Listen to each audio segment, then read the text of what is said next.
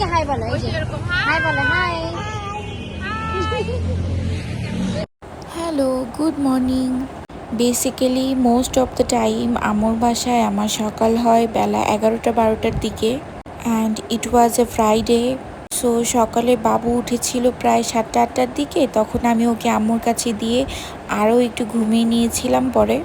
আর তারপর ঘুম থেকে উঠেই দেখি আজকে অনেক সুন্দর একটা সানি ওয়েদার ছিল। আসলে সব মেয়েরাই মনে হয় তার মায়ের বাড়িতে খুব আরাম আয়েশ করে থাকতে পারে। সো এইখানে আমি একটু গোপাল ভাঁড় দেখছিলাম আর নাস্তা করছিলাম। ভাবা যায় আমি নিজের সংসারে কখনো নাস্তা করারও সময় পাই না ঠিক মতো, আর এখানে আমি বসে বসে গোপাল ভাঁড় দেখতে দেখতে নাস্তা করছিলাম। বাই দ্য ওয়ে, এর মধ্যেই হঠাৎ করে কারেন্ট চলে গেল। সো এখানে আমি তারপর শাওয়ার টাওয়ার কমপ্লিট করলাম, যেহেতু ফ্রাইডে ছিল, নামাজ পড়েছি। আর তারপর দেখলাম আম্মু সুন্দর করে রান্না করে টেবিল গুছিয়ে রেখেছে। তো এখানে ছিল শাক ভাজি, মাছ দিয়ে সর্ষে বাটা আর চিকেন। আম্মুর হাতের এই ঝাল ঝাল চিকেন ভুনাটা একদম 10/10 ছিল। তো এখানে আমি দুপুরে খাওয়া দাওয়া শেষ করে বাচ্চাদের নিয়ে আবার একটা ভাত ঘুম দিয়েছিলাম। অ্যান্ড তারপর সন্ধ্যার দিকে উঠে ভাবলাম যে না, সন্ধ্যার নাস্তাটা আমিই বানাই। সো এইখানে আমি একটু পাস্তা রান্না করছিলাম। পাস্তা বয়েল করতে দিয়ে আমি সব বাকি ইনগ্রিডিয়েন্টসগুলো রেডি করে নিতে নিতে এদিকে পাস্তা বয়েল প্রায় হয়ে গিয়েছিল। আর সাথে করেছিলাম একটু চিকেন পপকর্ন। আম্মুর বাসায় আসলে আমার কোনো কাজই করতে হয় না। সো এখানে পাস্তা রান্না করে সবাইকে খাওয়ানোর পরে তখন অলমোস্ট 8টা কি 8:30 বাজে। আমার ফ্রেন্ড ফোন দিয়ে বলল যে একটু বের হ, চল রিক্সা নিয়ে ঘুরে আসি।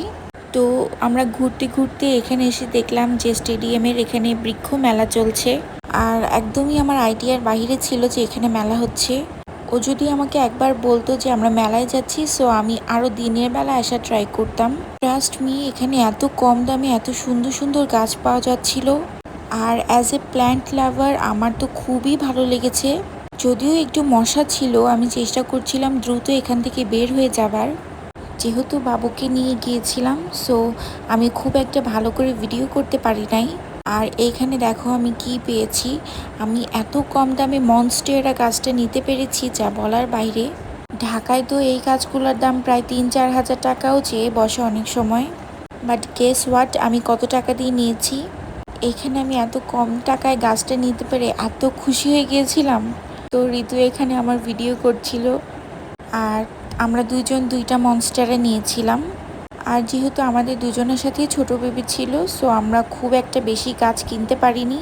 অ্যান্ড দেন তারপর আমরা এখানে এসেছিলাম একটু ঠান্ডা টাইপের কিছু খাবার জন্য। আমি নাটোর আসার পর এই স্টলটাতে এই ফার্স্ট টাইম এসেছি। আর কারাকের এই কোল্ড কফিটা প্রাইস অনুযায়ী অনেক ভালো ছিল।